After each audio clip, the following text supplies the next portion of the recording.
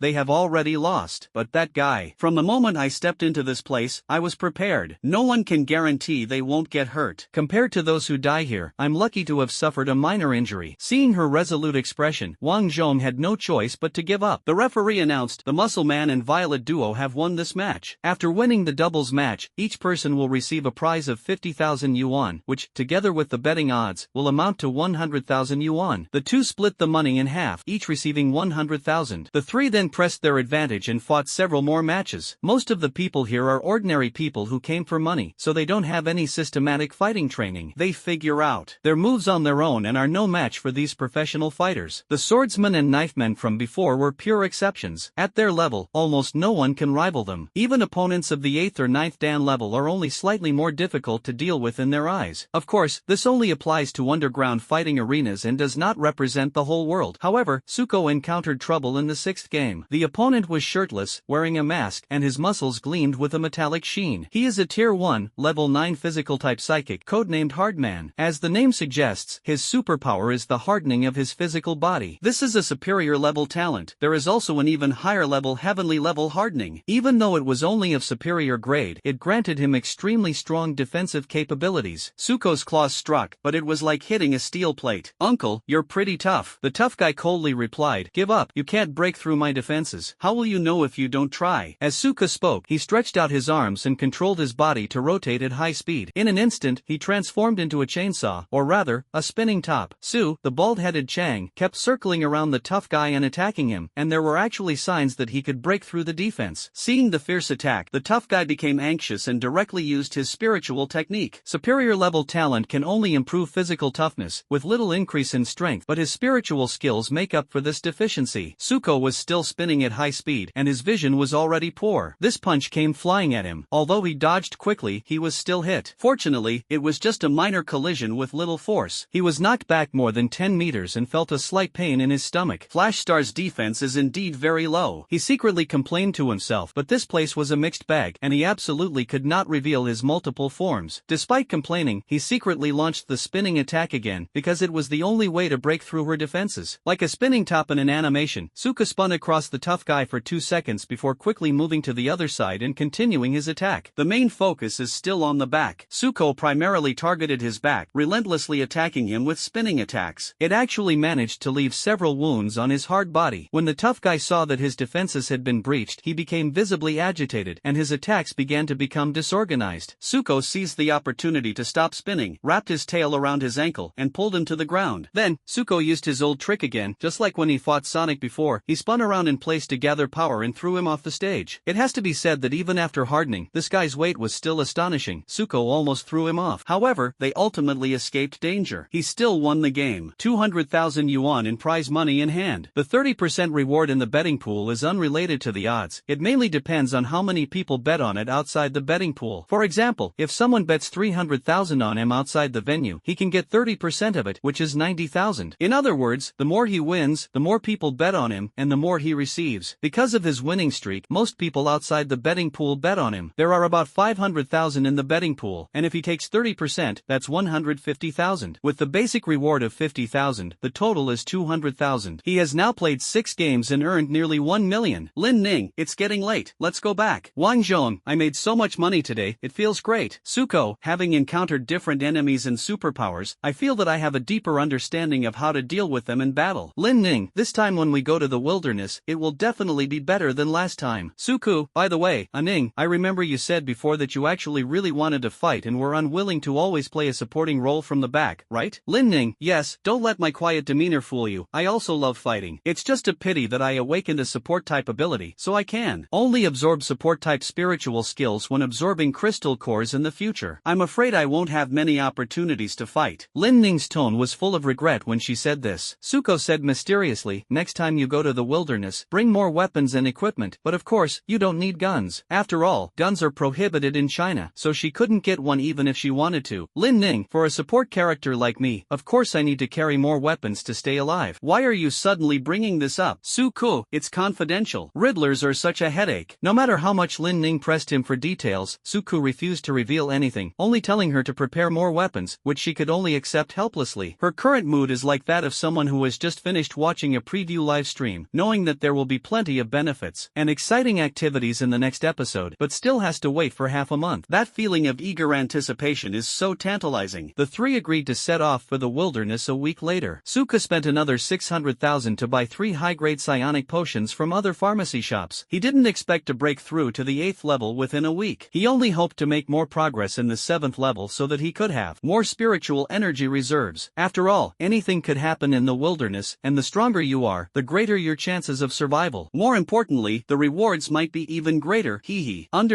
Laughing face, angle, _. Upon returning home, Suku immediately locked himself in his room and took a potion to cultivate. It must be said that this medicine, made by diluting crystal nuclei, is indeed very potent. As soon as he swallowed it, a massive surge of spiritual energy nourished his body. Although this spiritual energy was large, it was not intense, and its loss rate was slower than that of the other 2 levels of potions. Suku quickly transformed and fully absorbed the potion. His skill level rose by about 10% from the 7th dan. It's a pity I can't drink too many high-level psionic potions, otherwise I really have a chance to break through to the 8th level within a week. Advanced psionic potions involve crystal cores, and each dose requires a longer rest period, even longer than that of basic potions. More importantly, he simply doesn't have enough money to buy that many potions, so he can't push his progress to the 8th stage. Suko could only obediently continue his cultivation. A week later, Suko's cultivation level had reached the peak of the 7th stage, but he was still a little short of breaking through to the 8th stage. The 3 arrived at the meeting point early in the morning. Lin Ning collected all their armor. Suko and Wang Zhong kept their original equipment, but Lin Ning's equipment had an additional longsword and spear on her back, a shield in her left hand, and a triangular military dagger at her waist in addition to a psionic dagger. Suko laughed and said, "You've really prepared well." Lin Ning rolled her eyes. "Didn't you tell me to prepare more? What exactly are you trying to do?" Suko said mysteriously, "Let's talk outside." The 3 men handed over their identification to the soldiers for inspection, passed through checkpoints, and once again stepped into the wilderness. Wang Zhong sighed, "This is the 2nd time already, and I'm still very nervous." Lin Ning was even more anxious. "More than being nervous, I want to know what Lao Ku is up to." Clearly, Lin Ning's patience was nearing its limit. After all, he also had a heart that yearned for battle. Although Suko hadn't said it explicitly, he had implied that Suko had a plan. Suko calmly said, "What's the rush? Just watch." He raised the watch face, turned it a few times, and switched the screen to a new alien hero. He then pressed the dial, a green light flashed, and a strange creature appeared on the spot. The creature had a pure white abdomen, a black back with numerous green circuits resembling circuit boards, a circle on its head, and the Omnitrix logo prominently displayed on its chest. A shapeshifter. This is Suko's new alien hero, the shapeshifter. The shapeshifter comes from Gavin Star's shapeshifter. Its body is composed of hundreds of millions of nanobots, and its overall shape is like liquid metal. It can transform its body into a fluid form, so it is almost immune to all physical attacks, and can even withstand most of the energy attacks. With this ability, he can change the shape of his body part parts at will. The shapeshifter can possess any machine, whether it's upgrading or destroying it, and it can even possess ordinary metal objects. Wang Zhong and Lin Ning had a new form, which was expected, but still surprised them. Wang Chong asked, "Old Ko, what capabilities does this new form have?" Suka laughed and said, "It's no fun just talking about it. You have to experience it for yourself." Before Wang Zhong could react, Suka possessed his armor without saying a word. Suka couldn't help but shout, "Old Wang, stop yelling. You're going to deafen me." Wang Zhonggang was startled by Suka's sudden rush over, but after regaining his senses, he found himself completely unharmed. He breathed a sigh of relief. "Phew, you scared me to death. I thought you were going to launch a surprise attack." Old Ku,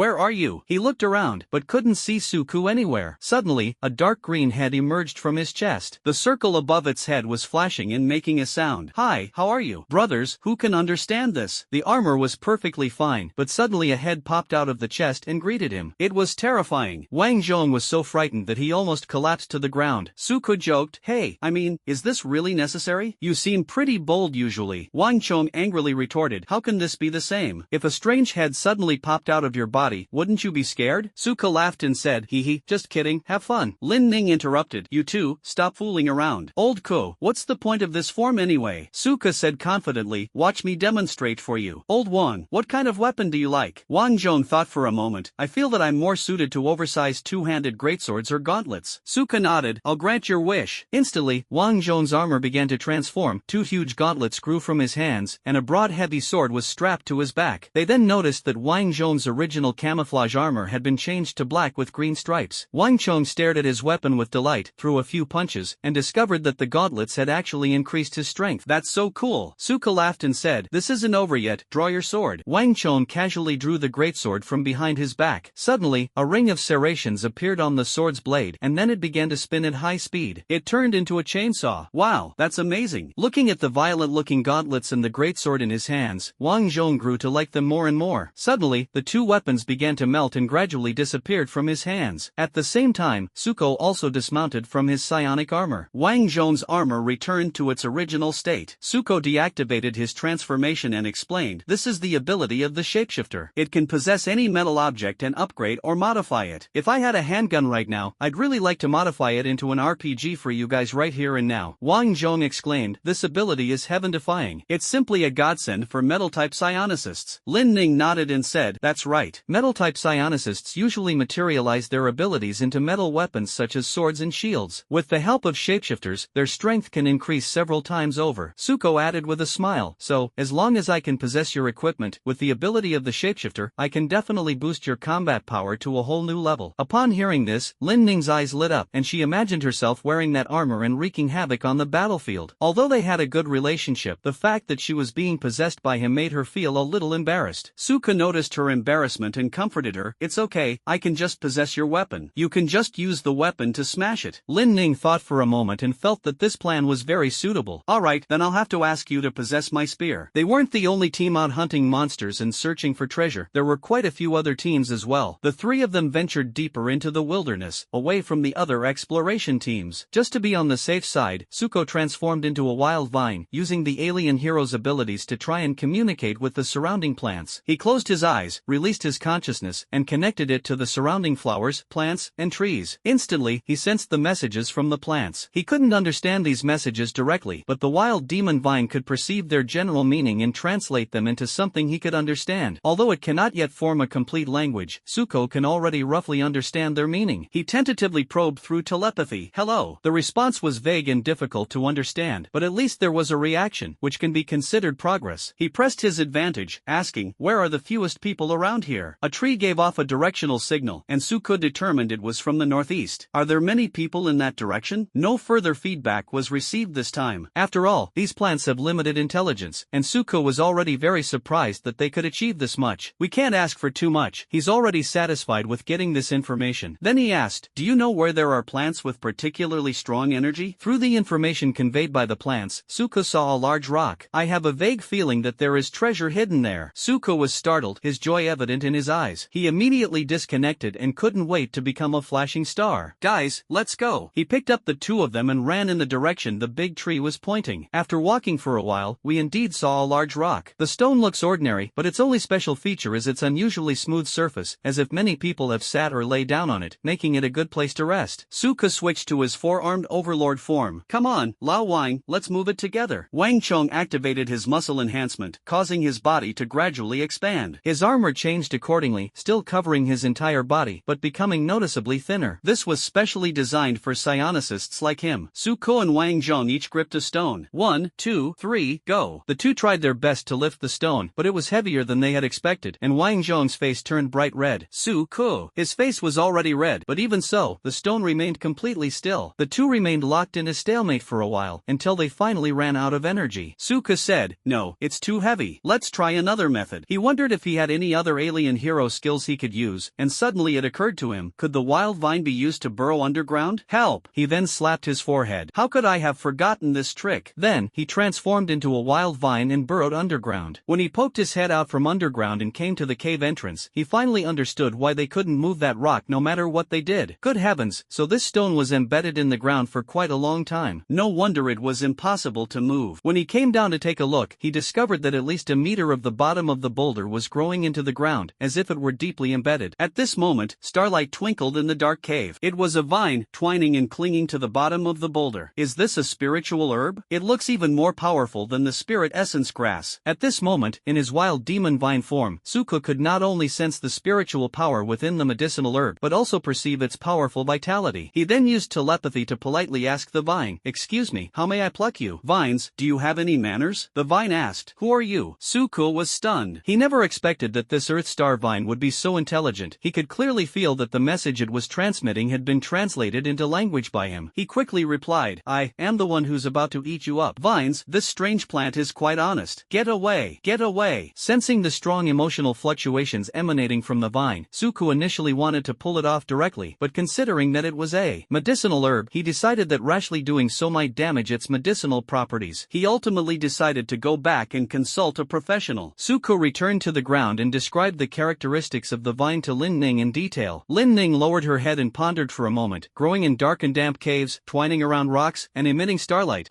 That's right, it must be Earth Star Vine. Earth Star Vine? That's right, the Earth Star Vine is known as the Earth Star. Legend has it that it emits a starlight glow in the dark, which is very beautiful. If a large number of Earth Star Vine gather, it can even form a stunning scene like the starry sky. However, Earth Star Vine is extremely rare and is hard to even see normally. In a place like ours, I doubt anyone would dare to grow it so extravagantly. This kind of beauty can probably only be seen in big cities. Must? Suko asked, what are the medicinal properties of this elixir? Lin Ning replied, very good. Earth Star Vine is an E-grade spiritual plant, usually used by second-tier spiritual energy users. Its medicinal properties are mild. Even first-tier users can use it as long as their level is high enough. According to your description, that Earth Star Vine is about 10 centimeters long, which is a medium-grade E-grade spiritual herb. For someone like us, eating a 3 centimeter long Earth Star Vine can at least guarantee a breakthrough to the 8th level. Wang Zhong exclaimed in amazement, damn, this thing is amazing. This rock has been used as a temporary resting point by hunters, and countless people have visited it, yet no one has discovered it. Lin Ning explained, there's no other way. This Earth Star Vine is hidden so well that no one would have thought that such a precious vine was growing under the rock they usually sit on. Ordinary wood-type spiritualists don't have Lauka's ability to communicate with plants. They're already on edge when they come out, so they don't have the time to specifically check the rock. Suka said, anyway, we got lucky this time. Tell me, how do we harvest these vines? Lin Ning said, Earth Star Vine is different from ordinary spiritual herbs. It is extremely delicate. If there is any mistake during harvesting, its medicinal power will be greatly reduced. It is not something that can be learned in a short time. Wang Chung asked, do we really have to move the stone? Suka shook his head. No, the Earth Star Vine is attached to the rock. Moving the rock might break it. Wang Zhong asked anxiously, then what should we do? Suka thought for a moment and said, how about I dig a hole next to the rock and let a Ning crawl in to pick the fruit? Lin Ning nodded, okay, but you have to be careful. Make sure the sunlight doesn't come in. Earth Star Vine is very afraid of sunlight. It will wither immediately if it gets exposed to it. Suka confidently replied, leave it to me, don't worry. After saying that, he immediately burrowed underground and dug an arched passage 5 meters away from the Earth Star Vine to ensure that sunlight could not penetrate it at all. Then, he gently wrapped Lin Ning with vines and led her into the cave. Lin Ning exclaimed, this is so beautiful. Suka asked with a smile, right? And it must taste delicious. Are you going to swallow it raw? Lin Ning explained, that's right. Unless it's made into a medicine, taking it directly is the way to maximize its medicinal effect. Earth Star Vine complained inwardly, feeling helpless. Can you guys please stop discussing how to eat me in front of me? Although Suko heard its complaints, it ignored them. Lin Ning took out a specially made flashlight and used its light to collect Earth Star Vine. Sure enough, the Earth Star Vine was difficult to harvest, and it took a full half-hour to do so. It's done. Lin Ning wiped the sweat from her forehead. It's a pity I'm not skilled enough at picking them. If it were a professional, it wouldn't even take 2 minutes, and they could pull them up by the roots. Suka praised. That's already amazing. Our school has never offered this kind of course. It's only available in universities. You've really got talent to have learned this much on your own. Lin Ning smiled and said, thank you, let's go out quickly. It's too stuffy here. Suka led her out to a shady spot under a tree to protect the Earth Star Vine from direct sunlight. The three of them formed a circle, staring at the vine. Wang Zhong asked curiously, how do you cut this? Lin Ning explained, the Earth Star Vine is segmented, and each segment has a marker-like point. Only by cutting along that point can its medicinal properties be preserved. Suka joked, it even labels how to eat it? It's so thoughtful. Earth Star Vine was so angry she stomped her feet. Shut up. If you dare say another word, believe me, I'll die right now. No, I'm about to die. Wah. Underscore. Lin Ning carefully examined the protrusion on it, then cut it off along that spot. Each section was 3 centimeters long, and after cutting 3 sections, there was still a small piece left over. Suka said with a smile, give this extra centimeter to Ning. She's worked hard for the past half hour. Lin Ning shook her head. How can that be? You found the thing. I was just responsible for picking it down. Suka said seriously, if you hadn't picked it so perfectly, even if I had found it, by the time I picked it, the medicinal effect would have been greatly reduced. Even if I ate the whole thing, I might not have gotten as much as this piece. You can keep it. I can find more anyway. Wang Chung chimed in, that's right, Ning. We'll need your help when we come across medicinal herbs in the future. We can't let you work for nothing. Lin Ning smiled helplessly, since you all say so, then I have no choice but to be polite. The three of them are close, so there's no need to fuss over such a small matter. So they divided the Earth Star Vine. Suko and Wang Zhong each got 3 centimeters, and Lin Ning got 4 centimeters. Suko has a special method that allows him to digest food quickly and instantly, so he eats first. He first transformed back into human form, rolled the 3 centimeter long Earth Star Vine into a ball, swallowed it like a dumpling, and then transformed back into wild demon vine form. The powerful medicinal properties of the Earth Star Vine merged with his DNA, and a warm current flowed through his meridians, making him feel exceptionally comfortable. Even though it's summer, it felt a bit hot, and I was covered in sweat. Soon, the medicinal effects were completely neutralized. Suka's mirror world seemed to have taken off like a rocket, skyrocketing in popularity. His skill level jumped from the peak of the 7th Dan to the 8th Dan, and improved by nearly 40%, which can be said to be a big step towards the 9th Dan. Keep in mind that it's only been a month since the holiday started. While others are still at the 4th or 5th Dan level, he'll probably already be a 2nd-tier expert. The difference is absolutely precipitous. Is this the difference between having resources and not having resources? It's truly irresistible. After completing the task, Suku immediately checked the newly acquired alien hero. A superpowered beast, not bad, it's a sensory type, very useful for dealing with the invisible enemies coming up next. Suko was quite satisfied with this alien hero. After all, sometimes even the eyes can't see everything, and that's when powerful perception is needed. Suka said, alright, I've taken care of everything. Now it's your turn. The two simultaneously ingested the Earth Star Vine and began meditating and cultivating, striving to refine the medicinal power within their bodies. To be on the safe side, Suka transformed into a wild vine, rapidly growing a large number of vines. These vines intertwined and eventually coalesced into a strange tree, firmly enveloping the two of them. Subsequently, Suko attempted to communicate with the surrounding plants to try and ascertain the situation in the distance, but instead sensed a strong sadness and anger emanating from them. After pondering for a while, Suko finally understood that it was because they had picked and consumed the Earth Star Vine, which had angered these plants. After all, plants also have feelings, only humans cannot perceive them. Now, because he harmed their companions, these plants have developed a dislike for him. Suko himself had quite a temper, and hearing the angry sounds coming from the surrounding plants, he felt a surge of anger himself. Although he did pluck the Earth Star Vine, that's just how the world is. Without the ability to resist, one can only be slaughtered. Wasn't it the same way when the demonic beasts invaded Earth in the past, leaving them powerless to resist? To protect itself, one must possess sufficient power to resist. The Earth Star Vine only knew how to hide, but failed to establish any defenses for itself. Who can it blame? Survival of the fittest. If Suku and his group want to establish themselves in this world, they must possess strength, and acquiring strength is inseparable from resources. No one is wrong, they are simply standing on different sides. Tomorrow they can eat the Earth Star Vine, but just as tomorrow an even more powerful plant mutant might appear and devour them. But Suko and his companions were different. If they encountered such a situation, they would fight back with all their might and fight to the death. Therefore, Suku doesn't feel guilty. He can only blame this cruel world. Hearing the constant curses coming from the surrounding plants, Suka's temper was also provoked. I now exist in the form of a wild demon vine, equivalent to a 1st-tier, 9th level single advanced plant mutant beast with clear thinking. You ordinary plants, who don't even have a realm, dare to be insolent before me. He instantly released a powerful plant magnetic field, and the mental pressure made it difficult for the surrounding plants to breathe. At this moment, Suko could not sense their anger, only their fear, the fear these plants had of him. At this moment, in the eyes of these plants, Suko was like a king looking down on all living beings, their master. The plants no longer felt anger, but only fear, awe, and an instinctive submission to the powerful creatures. This wasn't the end. Suko extended the vines deep into the ground, connecting with the roots of every flower, grass, and tree around him, and began to absorb their life force. In an instant, many flowers and plants withered, and the leaves gradually turned yellow. The remaining plants hurriedly sent messages of pleading to Suko. Only after hearing their pleas did Suko stop what he was doing. He addressed them in an authoritative tone. Now tell me, are there any similar medicinal herbs nearby? The plants responded negatively. Suko did not doubt their words. After all, plants themselves are not very intelligent, and they had just been severely intimidated by him, so the possibility of them lying was extremely low. Both of them shook their heads. Moreover, many people have indeed been to this area, and the Earth Star Vine has simply hidden itself well to avoid being discovered. Suko didn't insist. This was an unexpected discovery, and finding it was already considered lucky. The plant magnetic field that was just released is a new skill that Suko suddenly came up with and researched. According to the setting, the wild demon vine is a plant life form, which translates to a plant-type mutant beast in this world's biological classification. Furthermore, Suko himself possesses cultivation and human-like intelligence, making him essentially a plant mutant beast that has cultivated to a high level and possesses sentience. He had researched online and learned that high-level plant mutants could release special magnetic fields to control their lower-level counterparts. So he tried it out, and to his surprise, it actually worked. This magnetic field is known as the plant's spiritual field, a unique ability of highly intelligent plant mutants. Just now, Suko also used the properties of the wild demon vine to connect the vines to their roots and absorb the life force of these plants. This led to an unexpected discovery. After absorbing the life force, Suko discovered that this power could actually be transformed into spiritual power. This spiritual energy can not only be used for cultivation, but also to replenish spiritual energy when it is insufficient. Unfortunately, the vitality from these ordinary plants was far too little. Let alone using them for cultivation, the amount he had just absorbed was not even enough to replenish 10% of his spiritual power. Perhaps I should turn my attention to those mutated beasts. Just as he was thinking this, a ripple suddenly came from inside the vines. It seems the refining is complete. Suko lowered the vines, and the figures of the three people appeared. Wang Zhong was the first to open his eyes. Phew, the level of the 8th Dan is indeed different. He felt full of power at that moment. A short while later, Lin Ning also woke up. Although her talent was not as good as Wang Zhong's, she consumed a larger amount of Earth Star Vine and barely reached the 8th level. She stood up and stretched. This time, we've already made a very good harvest with just this one Earth Star Vine. Wang Chong laughed and said, once summer vacation is over, we will definitely be able to break through to the 2nd level. When others see us then, they will be terrified. Thinking of the surprised expressions on his classmates' faces, Wang Zhong couldn't help but smile. Lin Ning nodded. Indeed, our cultivation speed is among the best in the entire Yen city. Only Lan Bingxian can rival us. Speaking of which, there's been no news of her lately. I wonder what level she's reached in her cultivation. Suka said calmly, there's nothing strange about that. Her talent is about the same as Lao Wang's. Even with resources, she can only reach level 9 at most, or at most level 10. Breaking through from level 1 to level 2 is a huge chasm, not so easy to cross. She definitely won't reach level 2. Lin Ning said seriously, that's right, but we can't let our guard down. After all, our real opponent isn't her, our goal is the top academy in China. If we're going to compete, we should compete with those geniuses from outside. Compared to them, we are still far behind. As far as I know, for those with legendary or even supreme talents, the first tier is nothing at all, and they can easily cross it. Leaving aside the mythical level talents, those are legends, no one has ever seen them. But with just those two talents, the cultivation speed is simply incredible. Even without resources, they can reach the 2nd tier in a short time. Compared to them, the gap is too big. I've heard that powerful families in big cities even possess treasures that can enhance one's talent level. Even if their descendants have mediocre talent, they can forcibly improve it with these treasures. We can't even see such things. Wang Chong patted her on the shoulder. Ning, don't underestimate yourself. Our results are already quite good. Have more confidence in yourself and stop belittling yourself. Talent is talent, we can't change that. What we can do is work harder than them and try to catch up with them. Besides, who says we're not qualified to see those things? As long as we work hard to cultivate ourselves into powerful beings, we can go find them ourselves in the future. When that time comes, we can eat one and throw it away. If one bite isn't sweet enough, we'll get another. As long as we're willing to work hard, there's nothing we can't do. Wang Zhong's confident demeanor inspired Lin Ning, and she she also revealed a determined smile. You're right. Compared to others, we have enough talent and resources. If we don't work hard, even God can't help us. Suko waved his hand. Then what are we still standing there for? Let's hurry up and continue looking for opportunities. Let's go, they shouted in unison. At this moment, the vitality of youth is perfectly displayed in them. The three of them, no, more accurately, two people and a dog, walked forward cautiously. The dog was entirely orange, with fur as sharp as steel needles, sharp claws on its limbs, and sharp teeth showing in its mouth. However, it has no eyes, and 3 ears that look like fish gills on the sides of its neck. Because the forest was fraught with danger, Suko transformed into a superpowered beast in order to discover the dangers lurking in the shadows. Oh whoa, watch out! But Wang Zhong and the others couldn't understand. Wang Zhong asked in confusion, Old Ko, what are you talking about? Oh whoa, watch out on the right. Lin Ning exclaimed in surprise. Huh? What do you mean? Oh whoa, get out of the way. Suko was almost frantic with worry. The Omnitrix, the language system of the super beast, cannot be translated, so it cannot speak at all, which makes it completely incomprehensible to Wang Zhong and Lin Ning. To make matters worse, enemies were lurking in the shadows, and he dared not switch forms for fear of being ambushed. With no other option, Suka had to take matters into his own hands. The superpowered beast bent its limbs, as agile as a cheetah, and charged towards the place where the sound had come from. A spatial ring. In the grass, an ice-blue snake lurked silently. Intending to ambush, it hadn't expected to be discovered by this strange creature. Just as the super beast was about to catch it, the ice snake immediately darted away. The super beast missed its target, but the ice snake was exposed to the three of them as a result. Lin Ning cried out in alarm, Ice Serpent, prepare for battle. Wang Zhong immediately activated his muscle strengthening technique, and Lin Ning also donned armor for herself and Wang Zhong. Suko transformed into a shapeshifter and possessed Lin Ning's spear. We had agreed beforehand that we would let her experience the thrill of battle. The moment Suko possessed her, Lin Ning's spear changed. The tip suddenly became spiral-shaped and began to spin at high speed. The spear has been turned into a drill. Holding the weapon, Lin Ning was very satisfied. She twirled the spear and then aimed the tip at the ice snake. Lin Ning said, the ice snake is extremely fast and can manipulate ice elements. Be especially careful of its sharp fangs, which carry ice venom. If you are bitten, you must immediately inject an antidote. Otherwise your life will be in danger. Judging from the length of this snake, it is about 1.5 meters long, and it is a mid-stage F-level snake. In terms of cultivation level, we are a step above it. Wang nodded, understood. He took the lead and charged towards the ice serpent. Unexpectedly, the opponent's speed was astonishing, easily dodging his attack and quickly circling behind Lin Ning. Clearly, the ice serpent knew the principle of pumping the weak and also knew that Lin Ning was that weakling. The ice snake was about to pounce on Lin Ning. Lin Ning immediately started the drill and spun it at high speed, thrusting the spear straight at the ice snake. As we all know, don't hit a snake with a stick, it will climb up the stick. The ice snake was no exception. Just as Lin Ning's spear tip was about to pierce it, it had already swiftly climbed onto the spear. It opened its mouth wide, ready to bite her arm. In the critical moment, a circular area suddenly appeared in one of the straight stripes on the spear. As the ice serpent passed through the circular area, a green laser suddenly shot out, knocking it away. Don't forget, shapeshifters can fire lasers. Lin Ning breathed a sigh of relief. Well done, Lao Ku. Her response was a burst of crying. Wah, I'm unclean now. A snake is hugging me. Wah underscore. I feel like laughing for some reason. What's going on? On the other side, before the ice snake could react after being hit by the laser, Wang Zhong rushed up, stepped on its body, and then used a straight punch to smash it on the head. His fist was as big as a sandbag, covered by 2 layers of armor, yet it was surprisingly fast. Fists rained down on the ice snake. The ice snake was stunned by Wang Zhong's punch, but even a rabbit will bite when cornered, let alone a treacherous snake. The ice serpent suddenly opened its mouth, and a chilling breath spewed out. The chilling aura was bone-chilling, and the surrounding temperature dropped several degrees after it was exhaled. Wang Zhong felt the power of the cold air and quickly dodged, but his left hand was still affected. Frost spread rapidly and covered his entire hand. Fortunately, with the double protection of the rock armor and the psionic armor, nothing serious happened. He smashed the ice layer with his right hand. Suka called out urgently, Ning, let's go help too. Lin Ning didn't hesitate. Go. This time, Suka possessed the knife. Instantly, the Tang sword began to change rapidly, its originally smooth blade now bearing many serrations, giving it a futuristic appearance. Lin Ning, wielding a sword in one hand and a shield in the other, joined Wang Zhong in launching an attack on the ice serpent. Wang Zhong and Lin Ning worked together seamlessly, with Wang Zhong taking the lead in the attack and Lin Ning providing cover, forcing the ice serpent to retreat repeatedly. Seeing this, the ice serpent spewed out icy breath again. However, this time Lin Ning was prepared and raised her shield to block the cold air. Although the ice continued to erode the shield, Suka switched his possession target in time, enhancing the shield's defensive capabilities and successfully blocking the attack. At the same time, Wang Zhong kicked a rock and hurled it at the ice snake. The rock struck the ice snake's head, head, briefly stunning it. Taking advantage of the opportunity, Suko repossessed the Tang sword, and Lin Ning swung the blade forcefully, slashing at the ice snake's belly. The ice snake felt excruciating pain and twisted its body, trying to escape. But how could Wang Zhong and Lin Ning give it a chance? It's a pleasure to work with you. Lin Ning threw out her shield. At this moment, she was like Captain America reborn. The shield spun in the air and struck the ice snake's head. The ice serpent was stunned by the attack, and Wang Zhong seized the opportunity to step on its body. It was the same familiar move, the same familiar straight punch. However, this time was different. After the three of them worked together to exhaust the ice snake, its condition was far worse than before, and it was completely powerless to break free. In no time, the snake's head was a bloody mess, blood and brain matter mixed together, emitting a pungent odor. Although its body was still writhing, it was certain that it had completely died. Wang Zhong shook his hands, removing the bloodstains, and cursed, "Damn it, that dead snake, what an arrogant bastard." He turned to look at Lin Ning and asked with concern, "Ning, are you alright? Are you hurt?" Clearly, he was still worried about the scene where the ice snake had tried to bite her. Lin Ning shook her head to indicate that she was fine, a hint of gratitude flashing in her eyes, and said, "Thank goodness for Lao Ku." At that moment, a hand suddenly emerged from the blade of the Tang sword, made an OK sign, and said, "With me here, there's no problem." These words lightened the atmosphere a little. Suka stepped off the blade, reverting to his original form, his face somewhat pale. That attack had consumed most of his spiritual energy, and that was with only minor modifications to the cold weapon. If it had been a firearm, it probably would have stopped working in a second. Lin Ning went over to check on the ice snake. "It's a pity we didn't find the crystal core, but its venom sac and gallbladder are still quite valuable." She put on rubber gloves and carefully removed the poison sac. Then, he used a knife to cut open the snake's belly and remove the gallbladder. The poison sac can not only be used to coat weapons and enhance their lethality, but some people who have awakened poison attribute abilities can also use it for cultivation. The ice attribute snake gall is even more of a favorite among ice attribute ability users. These two combined can probably sell for 30 to 40,000. She took out 2 sterilized plastic bags specifically for storing items, separated and properly stored the snake gallbladder and venom sac, and put them into her backpack. I glanced at the screen on my wrist. It was already 4 in the afternoon. "It's getting late, let's hurry back. The wilderness is fraught with danger at night, we can't spend the night outside right now." Although they had traveled some distance and the wilderness terrain was complex, with Flash Star escorting them, they soon left the forest. Wang Zhong sighed, "Although the forest air is good and stimulating enough, I still prefer city life." Suka chimed in, "Yes, no matter what happens outside, as long as we return to the city, it feels like all our burdens are lifted." Lin Ning said, "Humans still need to live in human settlements." After saying that, she suddenly sighed. Wang Zhong asked, "What's wrong?" Lin Ning said, "The news a few days ago said that the safe zone called Anning City was attacked and destroyed by monsters. That safe zone was of the same level as our Yen City, and hundreds of thousands of people died in the mouths of monsters. I don't know when we will become like that." As she spoke, Lin Ning's voice trembled, and her fists clenched involuntarily. "I bet if I wrote it as a pair of clenched pink fists, you would definitely say I'm old-fashioned and then scold me." Wang Zhong grasped her hand and said firmly, Ning, don't worry, we will definitely not let that happen." Wang Zhong's tone was gentle yet firm, which naturally inspired trust in people. Lin Ning met his gaze, looking into his eyes, and her heart gradually calmed down. "Yes, I will try my best." Suko cursed inwardly, "I really want to burn them to the ground with a gentle fire." Facing the two people gazing lovingly at each other, Suko suppressed the urge to transform into a flamethrower, waved goodbye, and said farewell. "Well, you guys keep chatting, I'm going home now." Ignoring the young couple, Suko went home on his own. Although his home is not in a villa area, it is a relatively high-end apartment building, and he lives on the 3rd floor. He took out his key and opened the door, only to find an unexpected person sitting on the living room sofa. She was a young girl in the prime of her life and looked about the same age as Suku. A strand of black hair fell to her waist. This black hair wasn't just an adjective, it was a real, vibrant green, a rare color, yet it looked remarkably natural on her head. Because it was summer, she was wearing sexy shorts, her long, slender, white legs crossed, her left leg casually draped over her right. Although she wasn't wearing stockings, her skin was still noticeably smooth and delicate. Her features were exquisitely perfect, and her cheeks were fair but not pale, full of a healthy, protein-like quality that made you want to pinch them. She exudes a mature and sophisticated aura, the kind of woman that not everyone can handle. Suka stared at the beautiful woman in front of him, stunned, his eyes fixed on her, motionless for only 5 seconds. "Sorry, you've gone to the wrong place." The door slammed shut, and Suka quickly ran downstairs, not even daring to look back to take pictures. He channeled all his spiritual energy and jumped off the building, rushing towards the front door. At that moment, he wished he could become a lightning-fast star. An ominous premonition rose in my heart. As soon as I ran to the front door, I found that the beautiful woman was already leaning against the wall, next to the door, with her left leg on the ground, her right leg on the wall, and her arms crossed over her chest, striking the same same pose as Ellen. She turned to look at Suku, her tone playful and teasing. Why are you avoiding me? Why are you avoiding me, nephew? Auntie, what brings you here? Suku looked helplessly at his aunt, Zhang Xian, who was 2 years older than him but always acted like an elder. Family, who can understand? What's it like to have an aunt who's 2 years older than you but always bullies you? Can you understand? At home, older siblings usually suppress their younger siblings quite harshly, let alone the aunt who is a generation above them. As a child, Suko was completely powerless to fight back under the oppression of his aunt. Recalling the times he was teased and bullied by his aunt when he was a child, he couldn't help but feel a surge of resentment. Every time he tried to fight back, he was completely overwhelmed by his aunt's status as an elder, leaving him utterly powerless. Not to mention, she always came up with all sorts of strange tricks that he could never guard against. Now that Suku has grown up, although he is still somewhat afraid of his aunt, he is at least not as weak and helpless as he was when he was a child. However, he still has a headache when faced with the oppressive feeling from his aunt. In his original world, his aunt was a once-in-a-century academic genius in the family, gaining admission to Imperial University with the highest score in the city. With her talent, she was destined to be a top student. I wonder what she will become in this world of superpowers. He muttered to himself, why is this woman here again? What a nuisance. Despite thinking this in his heart, Suko dared not show it on his face. After all, his aunt held a high position, and he dared not anger her. Moreover, her transformation from a top student to a genius with superpowers meant her combat strength was probably beyond his reach. He had no choice but to bite the bullet and ask, Auntie, what brings you here today? Zhang Xian walked over and put his arm around his shoulder, just like he would treat a brother. What's wrong? You finally get a summer vacation, and you came all the way to see my nephew. Aren't you touched? I dare not move. Click, click. She clenched her fists, her knuckles making a series of crisp cracking sounds. She said to Suku in a somewhat dangerous tone, I'll give you one more chance. Think carefully about what you have to say. Suko answered decisively from the bottom of his heart, I'm so touched. I'm really touched. Thank you so much, Auntie, for coming all this way. Hearing this, Zhang Xian nodded in satisfaction and patted him on the shoulder. That's my good nephew. Come on, let's go home first. Your aunt brought you a gift. Upon hearing that there was a gift, Suko's attitude immediately underwent a 180-degree turn. Come, Auntie, this way please. Are you kidding? This is a top student from China's top university. How could the gift she brought be anything less than amazing? As they walked up the stairs, Suku asked, Auntie, what kind of superpower did you awaken? Zhang Xian gently patted his head. You brat, you've even forgotten this. Suka said helplessly, I had no idea from the beginning. Auntie, please forgive me. I've been busy cultivating lately and really forgot. He.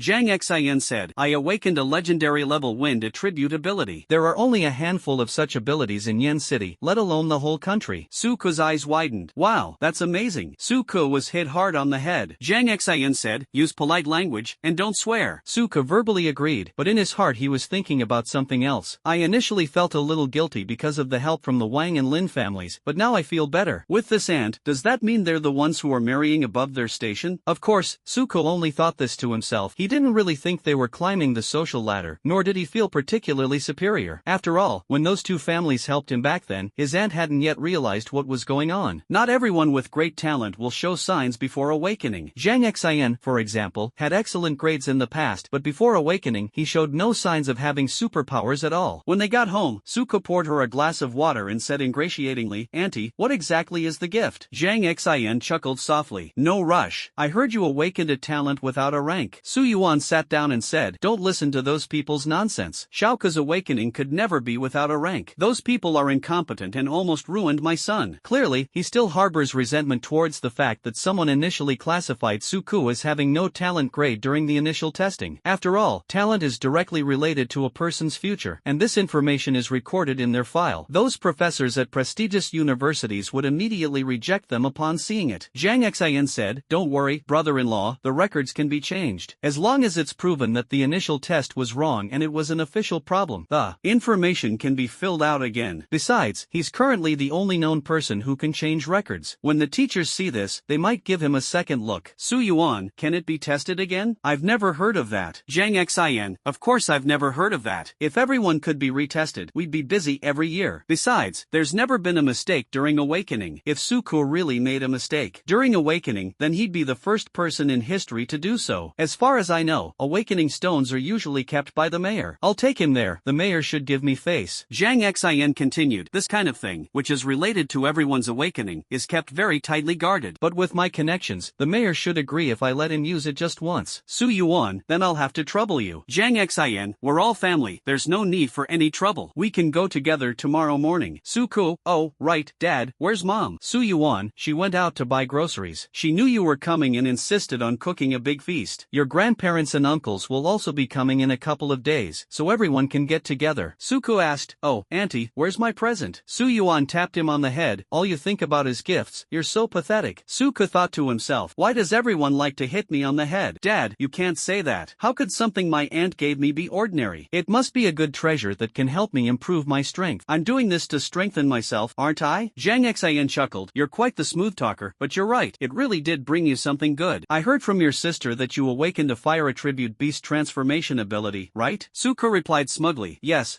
that's awesome. Zhang Xian waved his hand. Speak more politely. Never mind, I brought you an E-grade crystal core, which contains a skill. You can absorb it. It's a pity that your cultivation level is still too low to absorb anything too powerful, otherwise I would have liked to bring you a D-grade one. As he spoke, Zhang Xian flipped his right hand, and a box suddenly appeared in Suko's hand. Suko's eyes widened. He had seen this thing on the black market, and the people around him had reacted very strongly. Lin Ning had also told him that this kind of ring was extremely rare and that ordinary people could not obtain it at all. His aunt is doing really well. That's the kind of prestige that comes with having legendary talent. It's truly enviable. By the way, what level have you reached in your cultivation? First rank, 8th stage. Suko made no attempt to hide it. After all, they were all on his side, and he readily admitted it. Upon hearing this answer, Su Yuan was so shocked that he couldn't close his mouth. In just 1 month, he's almost at the 2nd level. This cultivation speed shows his son's talent is definitely extraordinary. Thinking this to himself, Su Yuan couldn't help but blame those who had tested his talent back then. Zhang Xian, on the other hand, wasn't that excited. Did you use any good resources? It was indeed used. Su Yuan's heart skipped a beat, and he began to have doubts. We only bought you a few basic psionic potions. How could that possibly have improved your abilities so quickly? Suko quickly denied it. It was given by Wang Zhong and the others. They gave it to me. He dared not let his parents know how dangerous his actions were, so he had to shift the blame to someone else. Su Yuan angrily said, you brat, can't you be a little more responsible? You want such a valuable thing from someone else. Seeing that Su Yuan was about to pull up the belt, Suko quickly explained, it's all borrowed. I'll definitely pay it all back once I've improved my strength. Hearing this, Su Yuan's expression softened slightly. Unexpectedly, Zhang Xian took a sip of water and said directly, reaching the 8th level of the first tier within a month only has 2 possibilities. Either you have legendary talent like me, or you've used a lot of resources. Xiaoko, do you think your talent can reach legendary level? Suko was speechless for a moment and remained silent. Seeing that he couldn't speak for a long time, Su Yuan got angry and picked up the belt again. You brat, you're so shameless. You take advantage of our good relationship to ask for so many things from me. I'll spank your butt in 4 pieces today. Hey, Dad, calm down. I may have taken a lot of things, but my skills have improved quickly too, haven't they? Once I go to university and have access to resources, I'll naturally pay it all back, and I guarantee I'll pay it all back with interest. Su Yuan stared at him sternly. Remember what you said, you'll have to pay for it all later. Definitely.